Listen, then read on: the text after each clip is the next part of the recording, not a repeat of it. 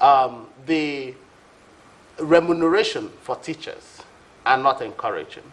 There is the survey we did, for example, showed that in over 9 years, 70 to 80% of teachers had not received professional development in service training. So the model had been that you train a few people and then they step it down, but that is not working. So there has to be a disruption of the cycle of underdevelopment of our teachers. If there is a serious commitment to teacher professional development, we will radically and quickly turn around our education system. I say this because I have witnessed it in Enugu. Our governor, Barrister Dr. Peter Ndubuisimba, has dedicated so much, not just to education infrastructure development, but to teacher professional development.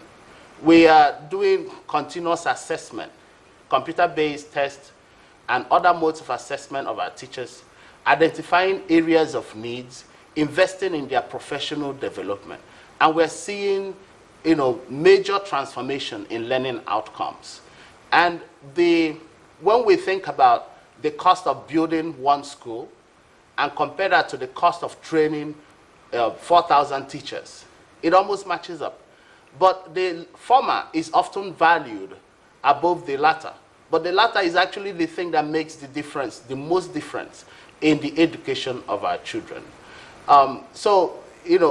World Teachers Day is a day to appreciate our teachers, but it's also a day for leaders to look inwards and to invest in the human development of our teachers.